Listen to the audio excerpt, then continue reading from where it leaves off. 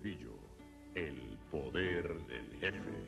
La sorprendente historia de uno de los más temidos dictadores de nuestro tiempo, Rafael Leonidas Trujillo Molina. Su origen, sus riquezas, sus mujeres, su dictadura y su orgía de terror, en una serie de 3 documentales realizados por René Fortunato. Adquiéralo en su establecimiento comercial favorito. Servicio a domicilio en todo el país, en Santo Domingo 562-8833 y desde el interior sin cargos 1-200 Cine, 1-224-63. Aceptamos tarjetas de crédito.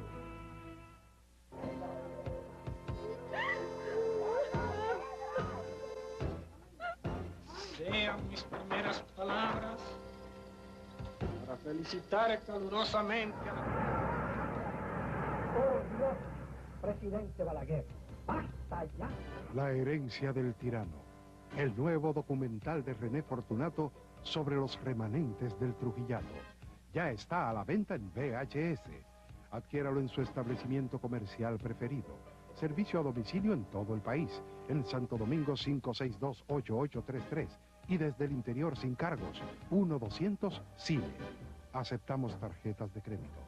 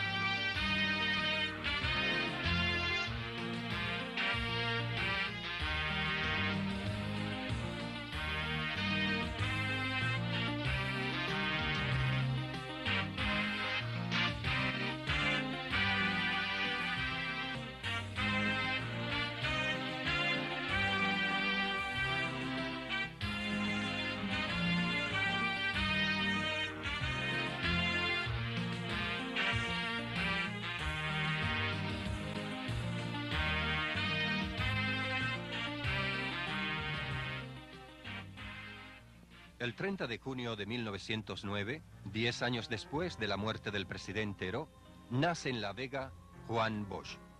El mundo estaba cerca de la Guerra Mundial y la República Dominicana inmersa en una gran crisis político-social que se agudizó con la muerte del presidente Cáceres en 1911 y con la primera ocupación militar norteamericana en 1916. La ocupación militar, la Guerra Mundial, La Vega, Río Verde, El Pino y la capital dominicana delimitaron la infancia de Juan Bosch.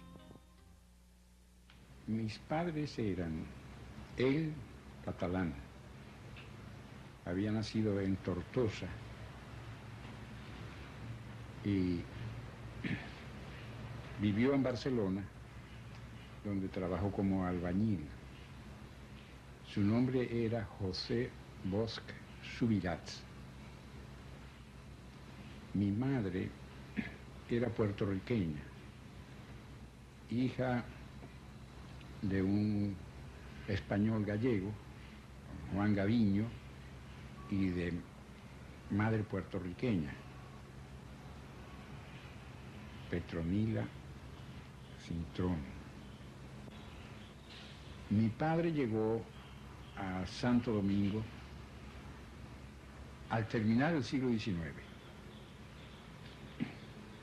Y en los primeros meses trabajó como albañil en reparaciones en el Palacio Presidencial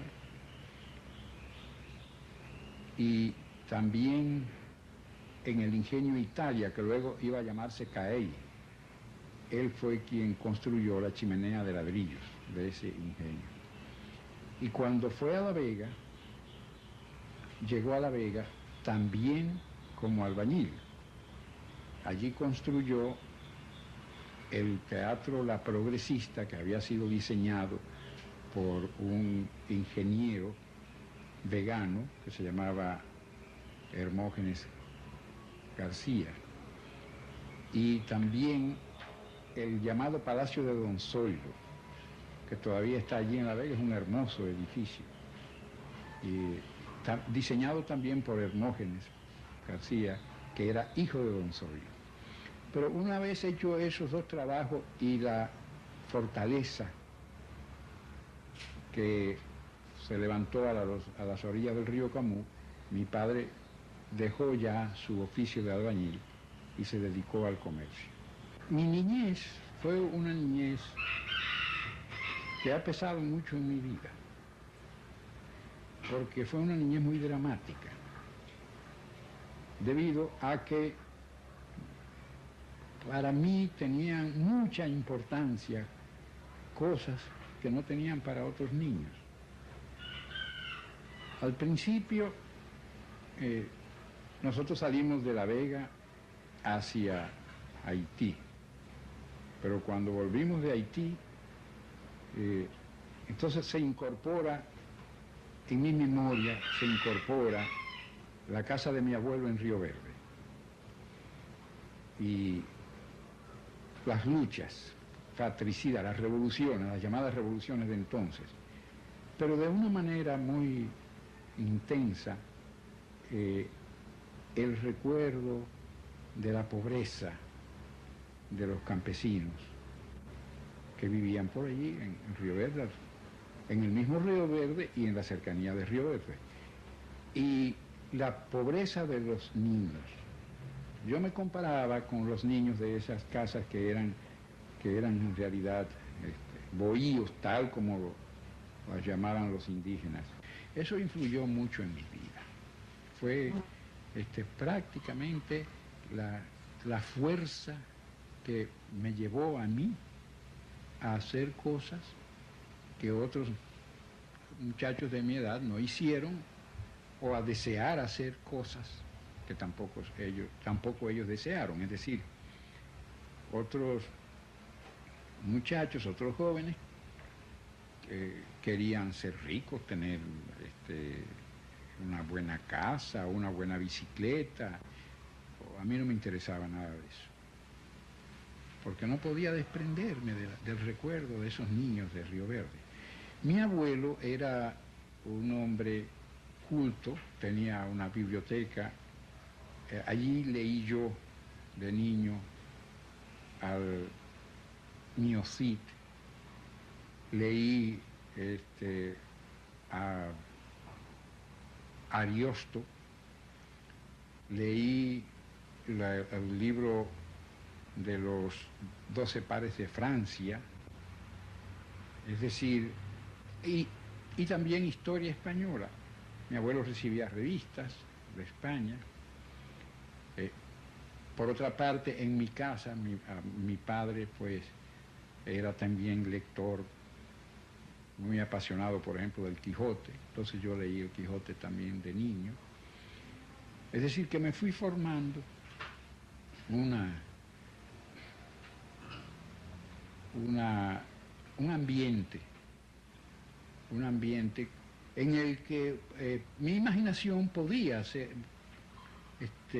expandirse, porque vivía pues la vida del Quijote, la vida del Cid, la vida de Orlando el Furioso, o la vida de Roldán, ¿verdad?, que eran cosas que otros niños no podían vivir. En cuanto a la sensibilidad artística que se encaminó por la literatura, y especialmente escribiendo cuentos, como mi padre me enseñó a escribir en maquinilla, bueno, pues empecé a escribir en maquinilla. Primero un periodiquito que se llamaba El Infante, que yo lo vendía por medio centavo en la escuela. En esa época, yo no sé cómo, por qué razón, llegó a mis manos una solicitud del dueño o de un periódico que se publicaba en Barahona, que se llamaba Las Brisas del Virán, y me pedía que le enviara colaboraciones. Entonces yo escribía cosas para Las Brisas del Virán, cosas que se perdieron naturalmente, y seguramente que no quedan ejemplares de La Brisa del Virán en el país, en Barahona ni en ninguna parte. Y usaba, para esas cosas que yo mandaba para Barahona, usaba un seudónimo, el de Rigoberto de Fresni. Recuerdo uno de esos versos que empezaba diciendo: yo quiero ser entre los hombres, hombre. Yo quiero ser entre los bravos, bravo. Quiero llegar a donde Dios se esconde y al mismo Dios arrebatarle el rayo. La adolescencia de Bosch es diferente. Los americanos se habían marchado en 1924. La República comenzaba a estabilizarse. Interrumpe los estudios y entonces viaja a Barcelona en 1929. Allí permanece 2 años. España también sufría los efectos de la Gran Depresión económica de esos años. Trujillo era presidente de su país. Un ciclón había destruido la capital. Bosch regresa a un país devastado y gobernado por un futuro dictador. Surge el escritor. Cuando volví al país, ya al comenzar el año 1932, ahí fue donde en realidad se inició mi carrera de cuentista. Antes de salir del país, es decir, en 1929, yo ya publicaba algunas cosas. Por ejemplo, en el Listín Diario, había comenzado publicando algún articulito en La Opinión, pero después en el Listín Diario publiqué algunas cosas que ya eran relatos, no propiamente cuentos, sino relatos. Aunque me parece, así tengo la idea, de que una de esas cosas que yo publiqué en el Listín Diario se convirtió años después en mi cuento En un bohío. Pero al volver de mi viaje ya empecé a escribir, entre otras razones porque había una revista en el país, en la capital, cosa que no había habido antes. Es decir, una revista en la que se pudieran publicar piezas literarias, porque sí había habido una revista que hacía Jim Bernard, por ejemplo, el dibujante, pero que no era una revista en la que hubiera espacio para cuentos o algo parecido.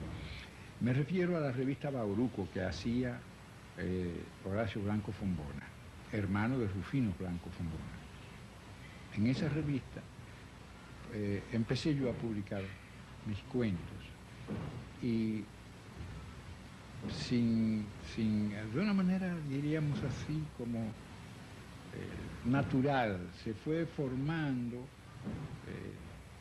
la imagen entre los escritores, por lo menos, y poetas de aquel tiempo, de que yo era el cuentista dominicano, porque los cuentos que escribía eran cuentos de temas dominicanos. Algunos de esos cuentos, como La Mujer, por ejemplo, fue publicado en Cuba, en la revista Carteles. Ese cuento fue escrito, debe haber sido por el año 1932, tal vez, a principios del 33. Yo me senté a escribirle una carta a Mario Sánchez Guzmán, a mi querido amigo, que era para mí como un hermano. Es decir, yo no he querido fuera de mis familiares a nadie en el mundo, tanto como quise a Mario. Él estaba en La Vega, yo me senté a escribir, daté la carta, le puse fecha, la encabecé, señor Mario Sánchez Guzmán, su dirección en La Vega, etcétera. Querido Mario. Así, encabecé la carta. Pero cuando terminé, no había escrito una palabra para Mario Sánchez. Lo que me había salido era el cuento La Mujer. Por ahí me fui por ese camino. Incluso el primero de mis libros fue Camino Real, un libro de cuentos. Ese libro se editó en La Vega, en la imprenta de Ramón Ramos, un señor que había estado publicando un periódico periódico pequeño, un periódico para la ciudad de La Vega que se llamaba El Progreso. Ahí la composición se hacía a mano, porque no había linotipo, nada de eso. Y la portada del libro la hice yo mismo con una cuchilla y un pedazo de madera de caoba. Ese fue, me parece, el primer libro de cuentos que se publicó en la República Dominicana. Y sobre todo de cuentos dominicanos. Y ya me dio a mí, me identificó como el cuentista dominicano. Sin embargo, yo quería hacer otras cosas que no fueran solamente cuentos. Y entonces escribí Indios. Después, 2 años después de haberse publicado, 1 año después de haberse publicado Indios, entonces escribí La Mañosa, la novela de las revoluciones. Pero la novela La Mañosa fue escrita en el año 1936. Ya nosotros habíamos organizado o creado, porque no fue organizado, sino que se fue creando así de una manera casi espontánea, el grupo de La Cueva. El grupo de La Cueva se formó porque nos reuníamos de vez en cuando, 2 o 3 de los escritores de aquella época y de los poetas, por ejemplo, Franklin Mieses Burgos, era uno de ellos, Héctor Inchaustegui Cabral era otro de ellos, y yo. Fuimos los que iniciamos las reuniones en la parte de la casa del poeta Enrique Enríquez que usaba su hijo Rafael Américo Enríquez, a quien le llamábamos Puchungo. Puchungo dormía de día, se pasaba la noche hablando, era muy gracioso contando anécdotas y hablando, y los días durmiendo. Entonces Fabio Fiallo llegó un día, que estábamos nosotros allí, en la tarde, y estaba saliendo Puchungo de su habitación, acababa de levantarse Puchungo y estaba saliendo. Entonces Fabio Fiallo preguntó, ¿y tú dónde estabas? Dice Puchungo, durmiendo. Y dijo, ajá, entonces tú sales como las culebras, tú sales de la cueva como las culebras, ya tarde.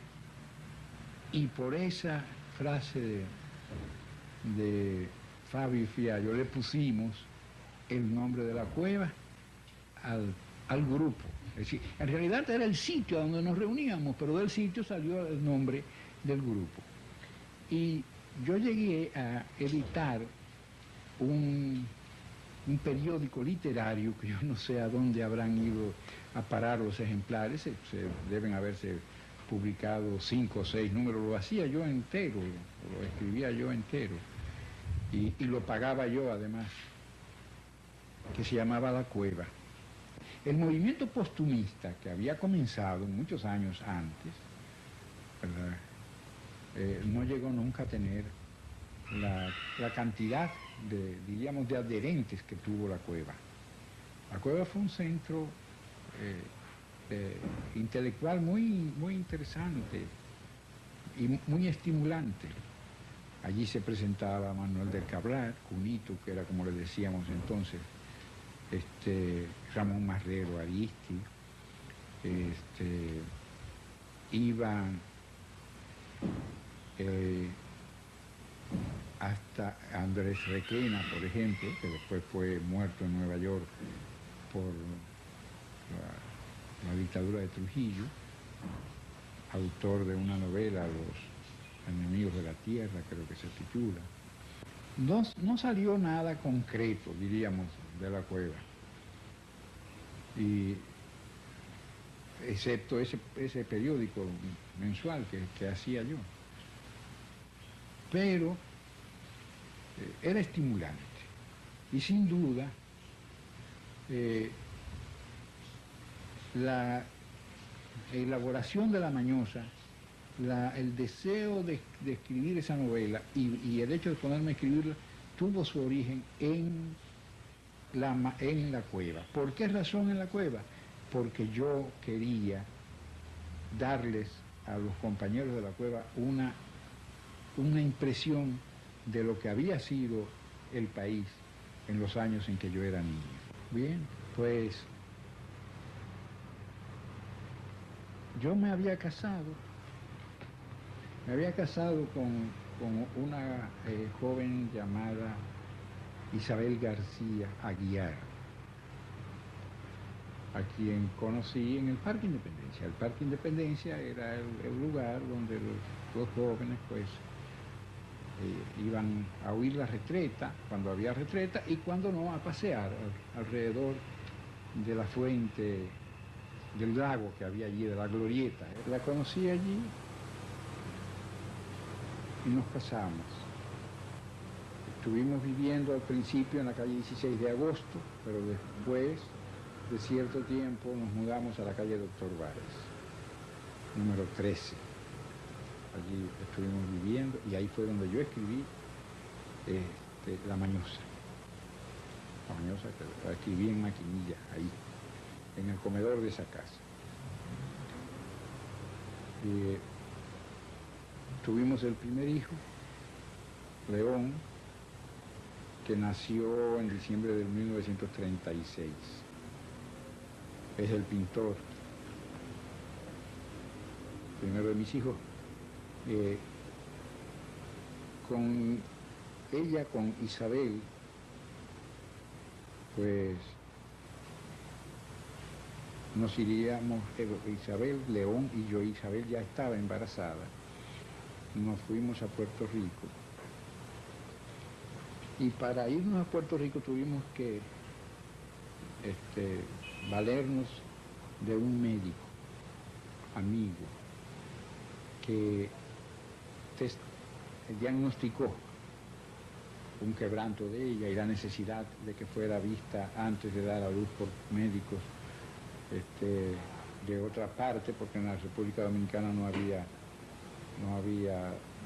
médicos que conocieran esa dolencia de ella. En realidad no había tal dolencia, pero sucedía que un día me mandó buscar Mario Fermín Cabral, que se hospedaba en el Hotel Presidente. El Hotel Presidente quedaba frente al Parque Independencia. Todavía está ahí el edificio del Hotel Presidente. Es un edificio de 3 o 4 pisos, que está entre la calle 16 de agosto y 30 de marzo, inmediatamente frente al parque.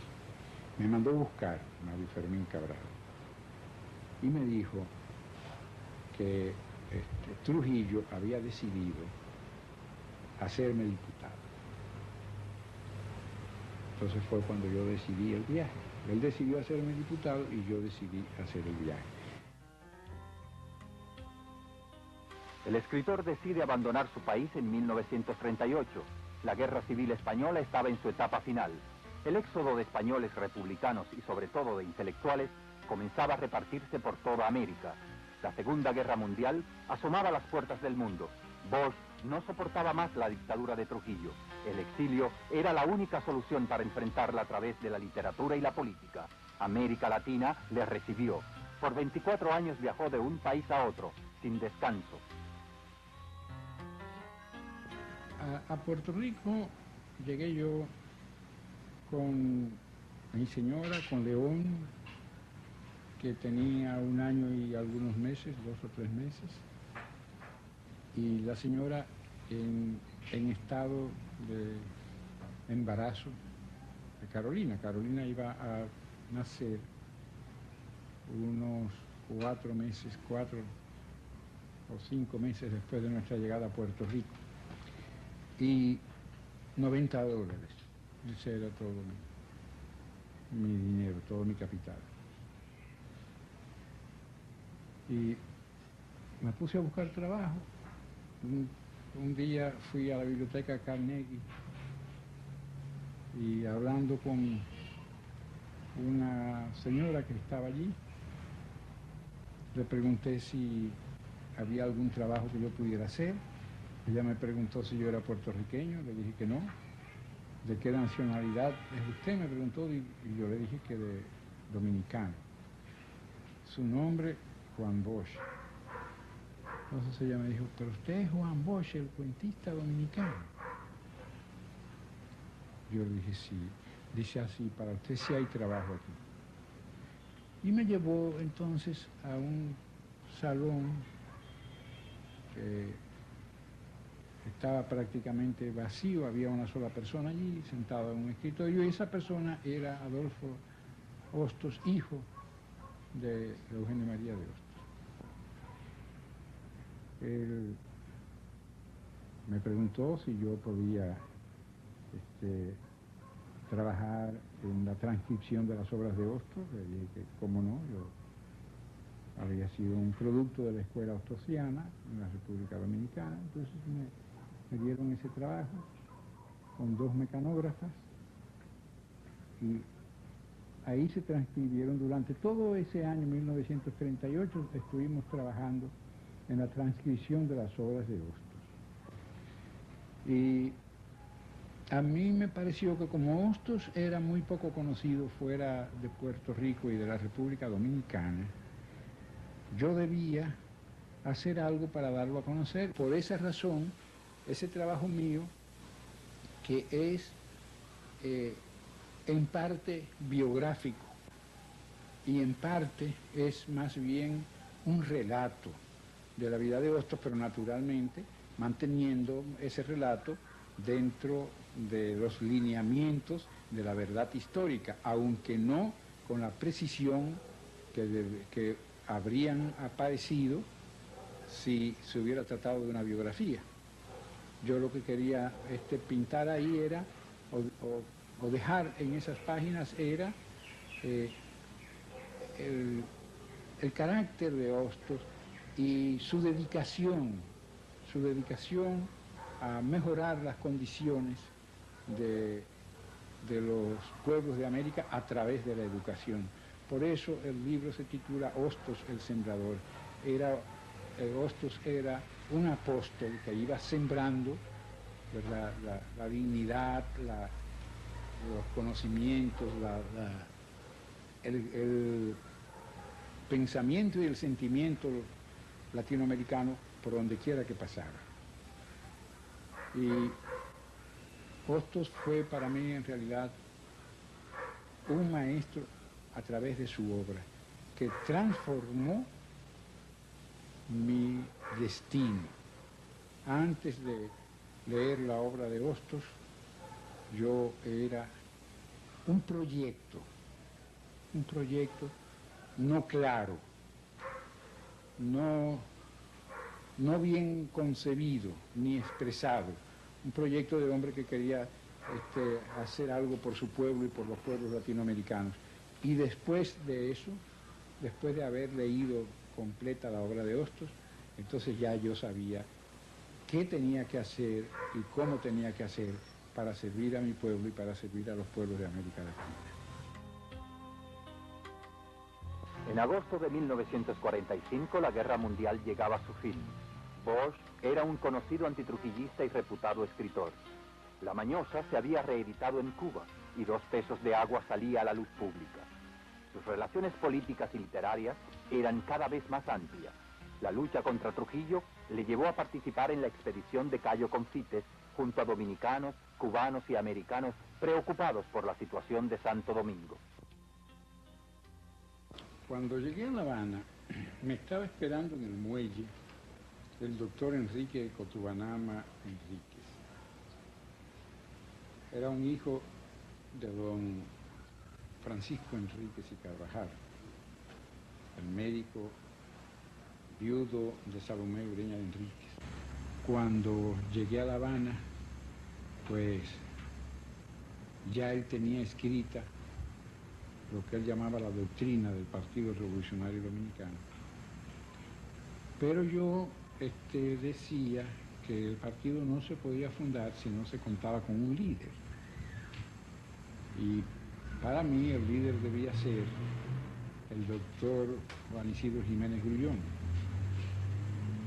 Entonces le escribí cartas, varias cartas al doctor Jiménez Grullón, que estaba en Puerto Rico, para que se fuera a Cuba, a fin de que pudiéramos organizar el partido con los dominicanos que vivían en Cuba. El doctor Jiménez Grullón tardó en ir a Cuba, pero cuando llegó, pues entonces decidimos organizar el partido, pero organizarlo muy poca gente, habíamos 3 dominicanos y 2 cubanos. En el año 1945 se celebró el primer congreso para dejar organizado el partido. Ya había ido a vivir a La Habana Ángel Miorán, que vivía antes en México, y ingresó también en el partido, en la seccional de La Habana, y comenzó, en una palabra, la lucha organizada contra Trujillo comenzó con el Partido Revolucionario Dominicano. A mí, en ese congreso, me sacaron prácticamente de Cuba. Yo había hecho muchas relaciones en Cuba. En el año 1941, cuando me dediqué a vender medicinas, también trabajaba para la CMQ en 2 programas de radio, uno titulado Los Forjadores de América, que era episodios de la vida de los grandes hombres de América, y otro titulado Memoria de una dama cubana, que era la historia de Cuba, especialmente de la guerra de independencia de Cuba, contada por una señora, pero la señora no contaba toda la historia, la señora nada más pues llegaba, por ejemplo, a la batalla de Coliseo, y ella decía, y de pronto sonó la corneta, entonces se oía la corneta y las voces de mando y los cascos de los caballos y los disparos, etcétera, la batalla en sí. Esa fue una de las grandes batallas que ganó Máximo Gómez, la batalla de Coliseo, que era un lugar ya cerca de La Habana. Pues, y me refiero a esa porque en esa serie entera estaba dedicada a la guerra de independencia de Cuba. Bueno, pues pasé a trabajar ya de plantilla en el periódico El Crisol y también en el periódico La Información, que era ya uno de los periódicos grandes e importantes de Cuba.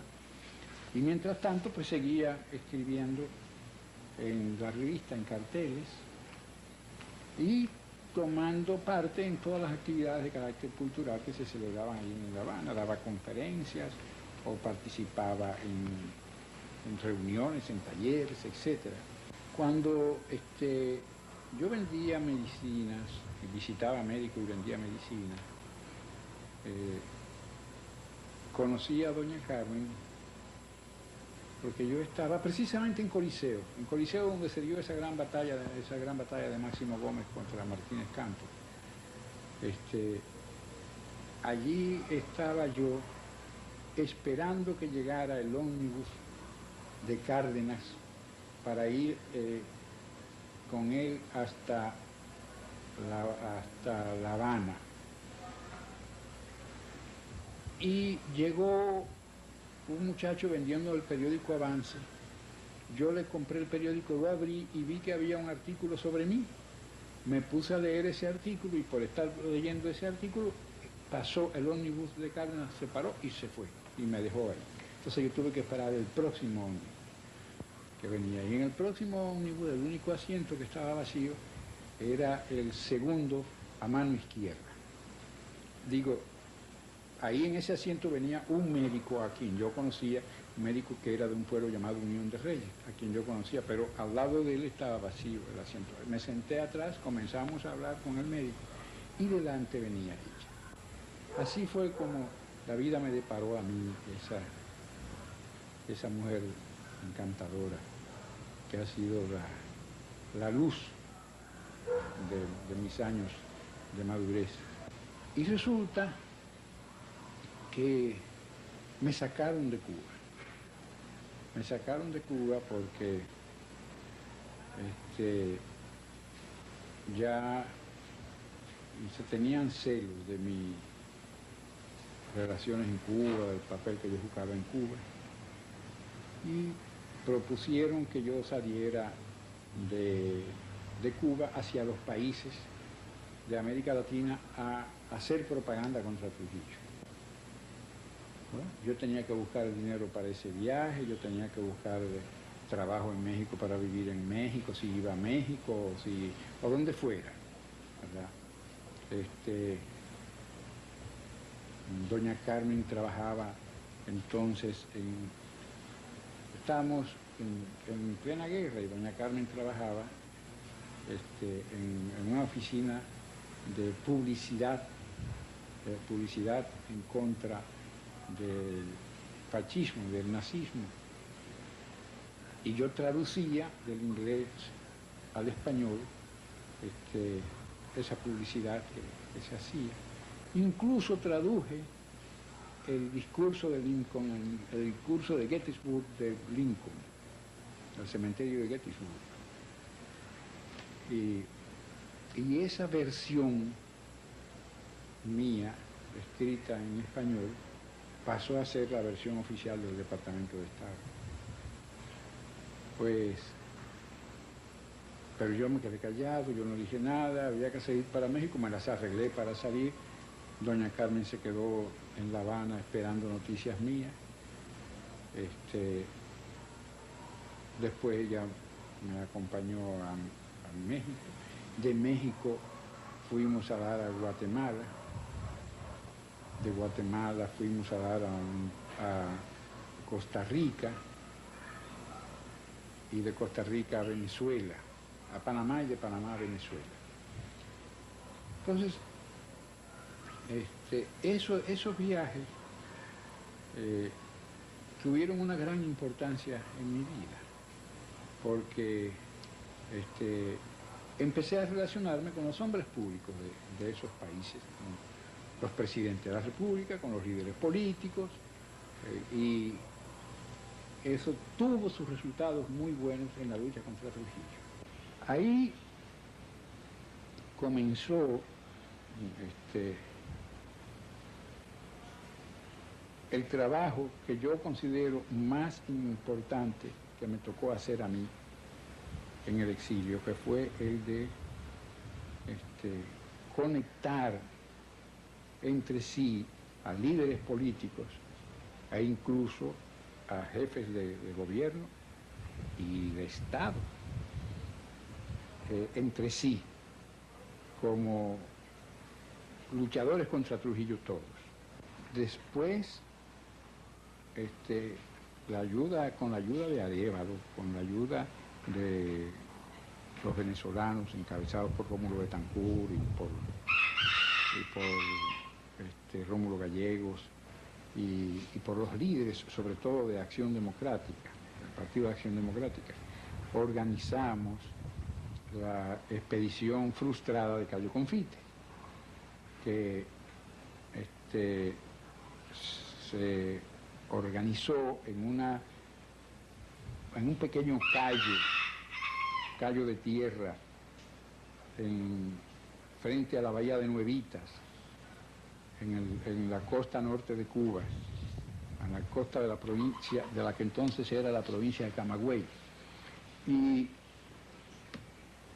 ahí estuvimos por unos 3 meses recibiendo gente que llegaba de varios países, por ejemplo de Centroamérica, llegaron de Nicaragua, de Honduras,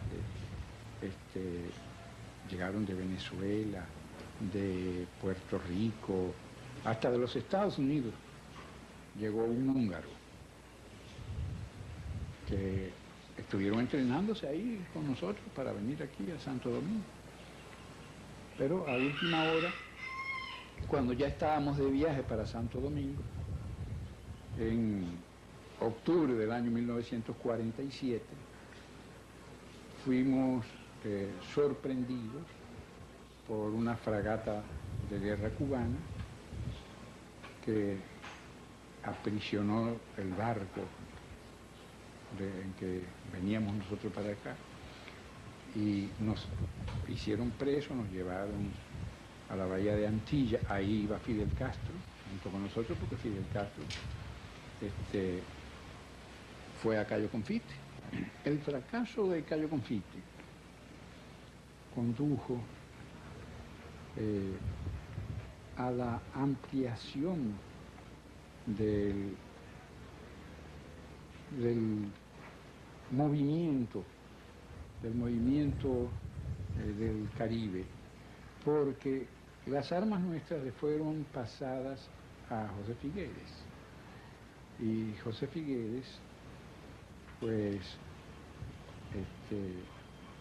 organizó una revolución contra el gobierno de Calderón Guardia, que había hecho fraude en las elecciones su país, y con José Figueres estuvieron participando varios dominicanos, entre ellos Horacio Julio Ornes, que fue el que tomó la ciudad de Puerto Limón, y al grupo de 60 hombres que él llevó a la toma de Puerto Limón se le puso el nombre, se lo puso él mismo, de Legión Caribe. El exilio de Bosch no se detuvo con su salida de Santo Domingo. En 1953, poco tiempo después del 26 de julio, la dictadura de Batista le obligó a tomar de nuevo el exilio, y su periplo le llevó hasta Chile, deteniéndose en Costa Rica y Bolivia. Pero a pesar de las molestias que le proporcionaba la vida, su creación literaria no se detuvo. Regresó a Cuba en 1956, 10 meses antes de que se iniciara la guerrilla de Fidel Castro contra la dictadura de Fulgencio Batista. Entonces de nuevo el exilio. Batista, por órdenes de Trujillo, le persiguió. Su salida casi coincide con la derrota del dictador Batista. Esta vez fue Venezuela que le recibió. Allí se dedicó a diferentes oficios para sobrevivir. Llegó a la cúspide de su actividad literaria y en 1960 escribió su último cuento, La Mancha Indeleble. Entonces se marchó a Costa Rica, último de los países que le recibió antes de la caída de Trujillo. Bosch regresa a Santo Domingo unos meses después de la muerte de Trujillo. Regresa a un país aún gobernado por la familia del dictador. Las garantías eran pocas, pero eso no le impidió organizar el Partido Revolucionario Dominicano, concebir su campaña política, enfrentarse a los partidos de oposición, a sectores importantes de la República Dominicana y ganar las elecciones en diciembre de 1962. Su presidencia fue efímera. 7 meses después, fue objeto de un golpe militar y de nuevo se vio obligado al exilio. Su derrocamiento fue una de las causas principales del golpe al gobierno de facto el 24 de abril de 1965. El 27 de febrero de 1963, Juan Bosch tomó posesión de la presidencia de la República. Ese mismo día comenzó la conspiración contra su gobierno, que se manifestó a todos los niveles. Bosch se enfrentó al abuso de poder, que normalmente se manifestaba con la muerte. Se enfrentó a la confabulación que dio origen al conflicto con Haití. Proporcionó becas para formar profesionales capacitados. Realizó un plan de desarrollo energético del país y saldó la deuda externa.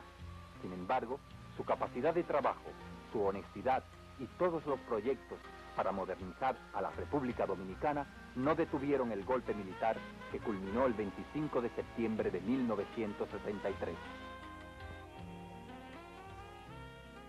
La Revolución de Abril de 1965 no tuvo los resultados que se esperaban.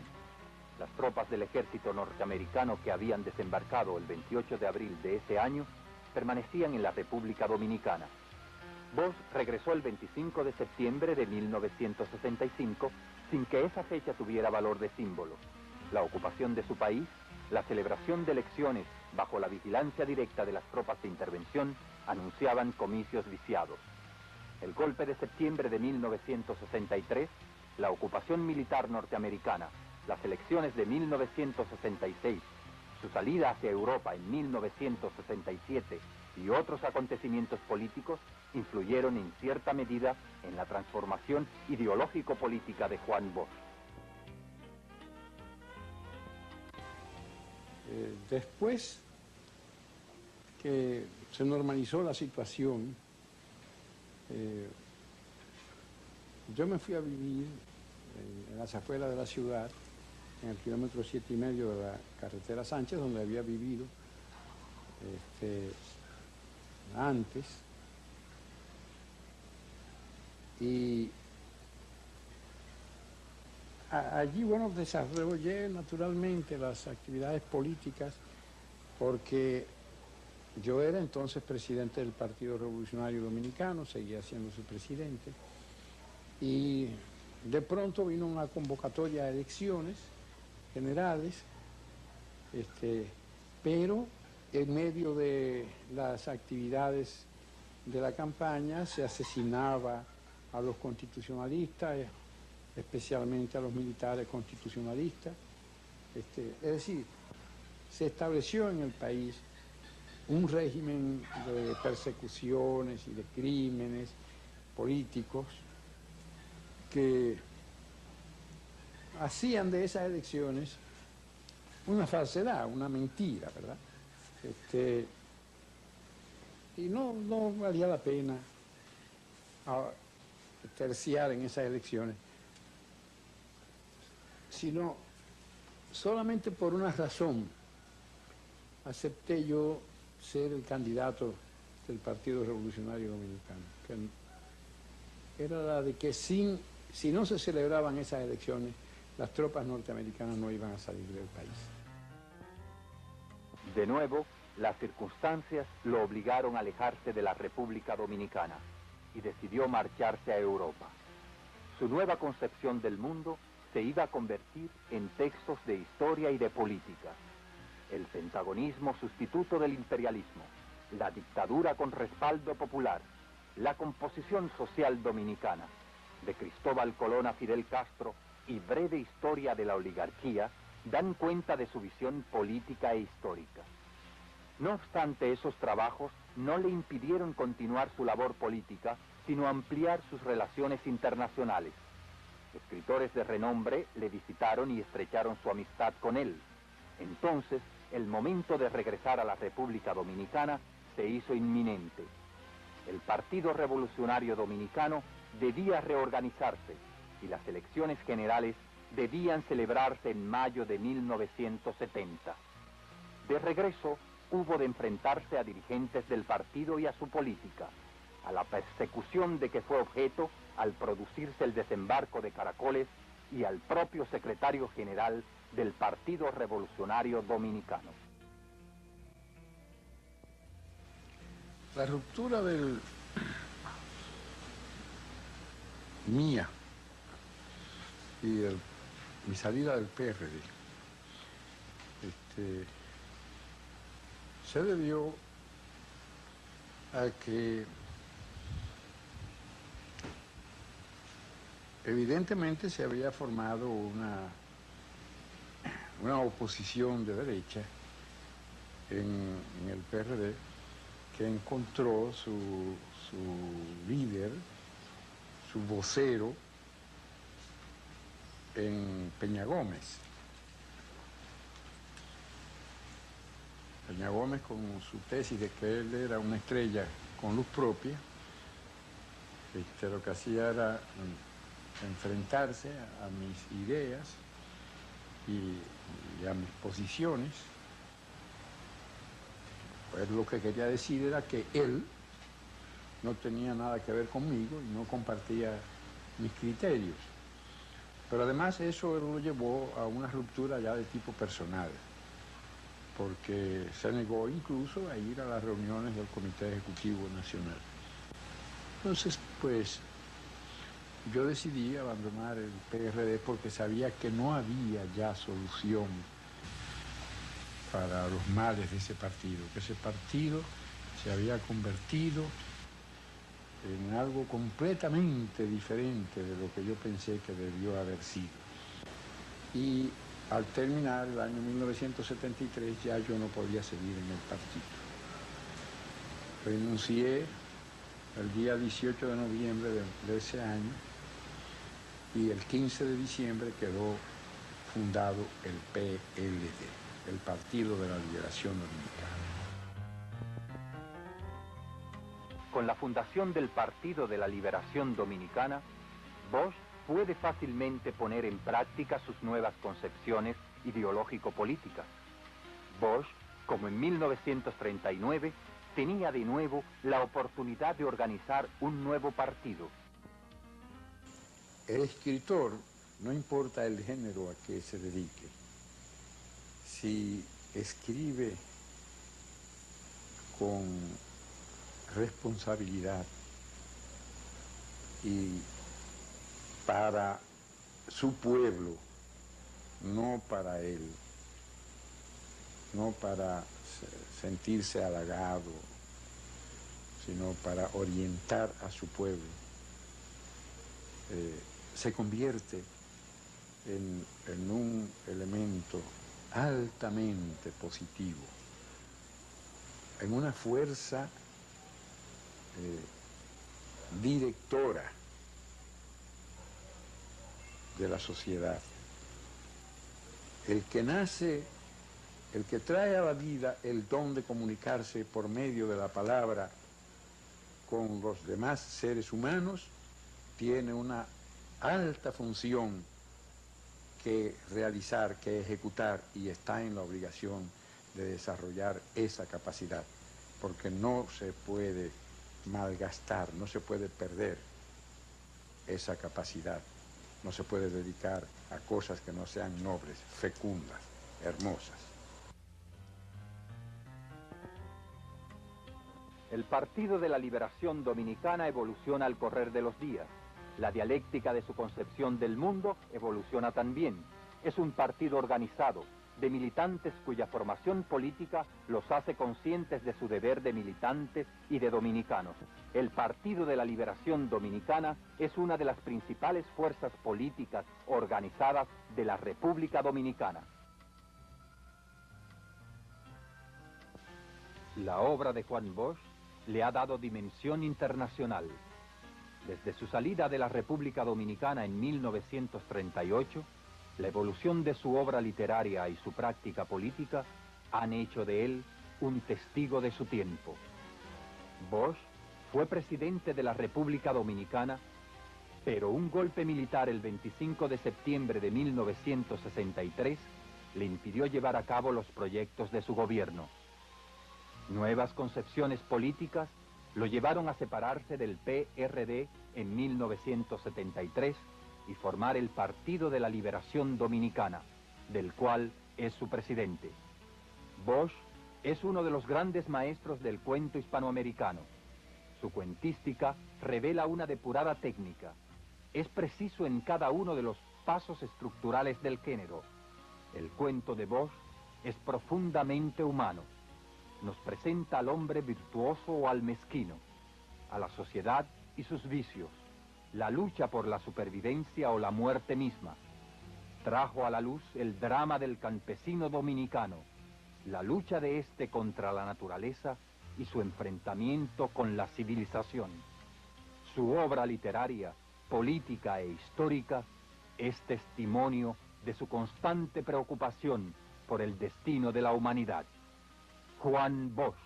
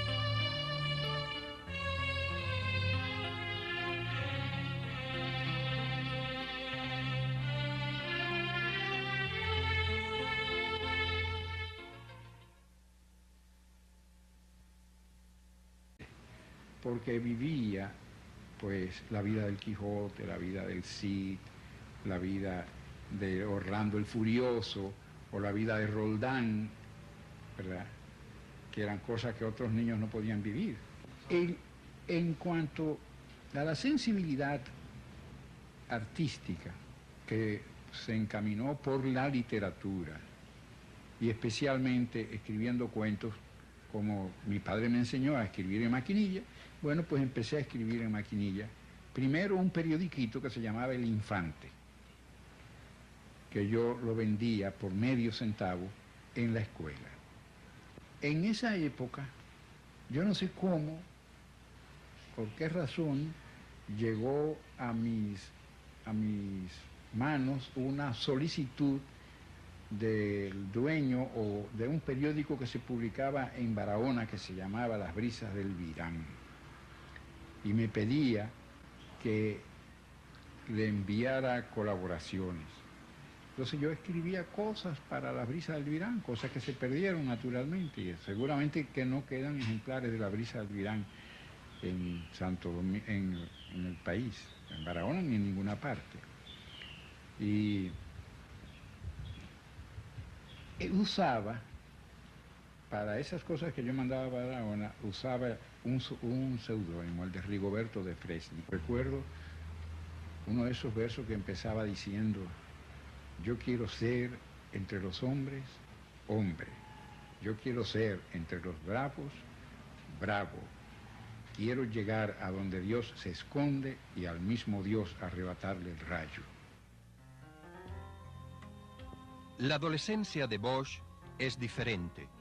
Los americanos se habían marchado en 1924. La República comenzaba a estabilizarse. Interrumpe los estudios y entonces viaja a Barcelona en 1929.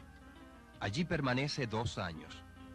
España también... De los campesinos que vivían por allí en Río Verde, en el mismo Río Verde y en la cercanía de Río Verde.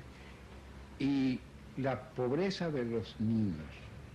Yo me comparaba con los niños de esas casas que eran en realidad bohíos, tal como las llamaban los indígenas.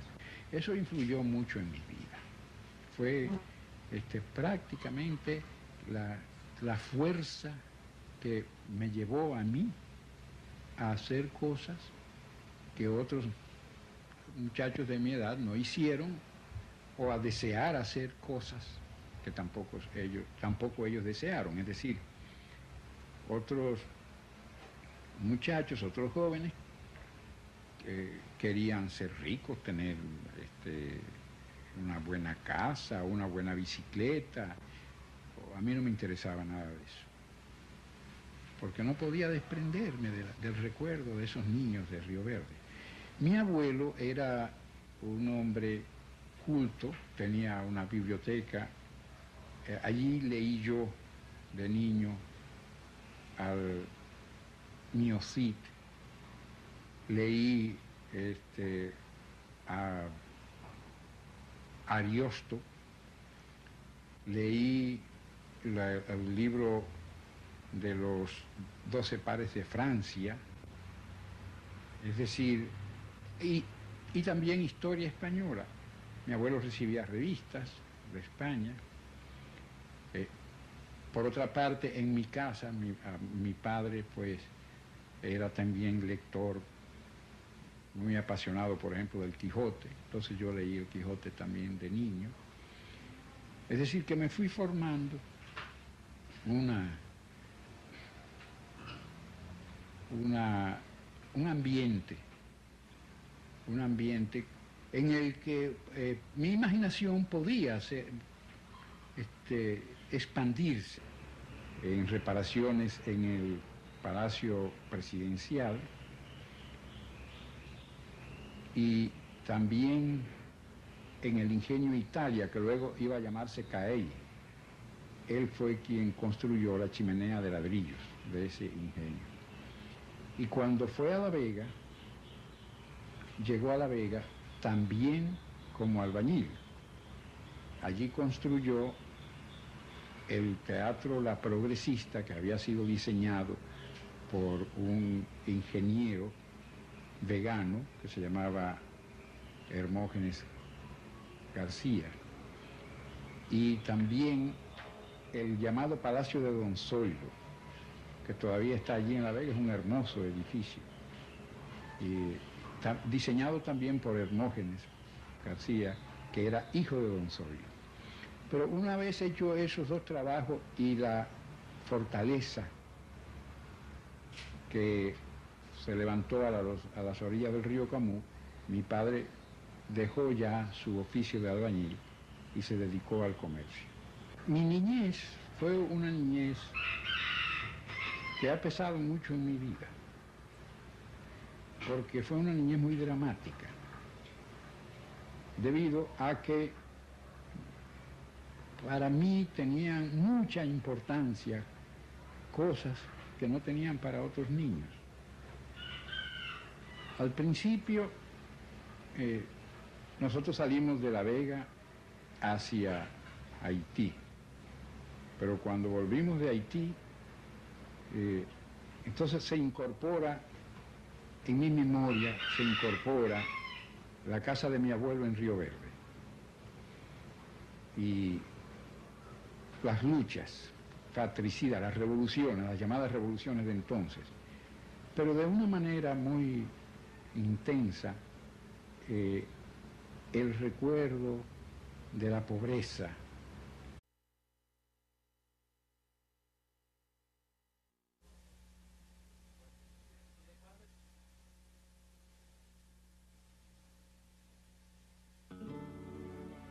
Trujillo, el poder del jefe. La sorprendente historia de uno de los más temidos dictadores de nuestro tiempo, Rafael Leonidas Trujillo Molina. Su origen, sus riquezas, sus mujeres, su dictadura y su orgía de terror, en una serie de 3 documentales realizados por René Fortunato. Adquiéralo en su establecimiento comercial favorito. Servicio a domicilio en todo el país, en Santo Domingo 562-8833 y desde el interior sin cargos 1-200 Cine, 1-224-63. Aceptamos tarjetas de crédito.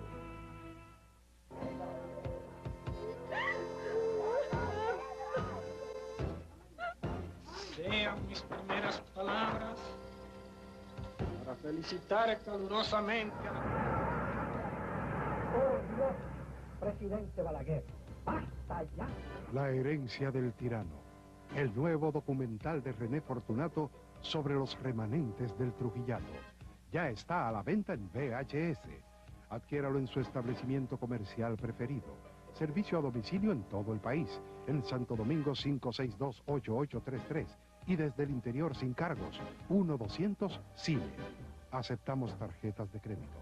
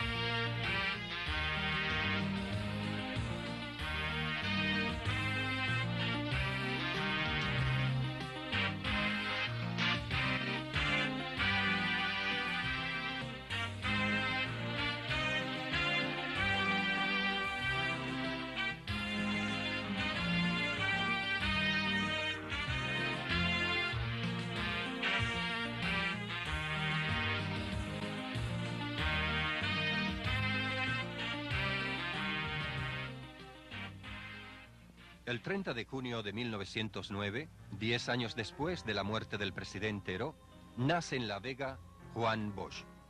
El mundo estaba cerca de la Guerra Mundial y la República Dominicana inmersa en una gran crisis político-social que se agudizó con la muerte del presidente Cáceres en 1911 y con la primera ocupación militar norteamericana en 1916. La ocupación militar, la Guerra Mundial, La Vega, Río Verde, El Pino y la capital dominicana delimitaron la infancia de Juan Bosch. Mis padres eran, él catalán, había nacido en Tortosa y vivió en Barcelona, donde trabajó como albañil. Su nombre era José Bosch Subirats. Mi madre era puertorriqueña, hija de un español gallego, Juan Gaviño, y de madre puertorriqueña, Petronila Cintrón. Mi padre llegó a Santo Domingo al terminar el siglo XIX. Y en los primeros meses trabajó como albañil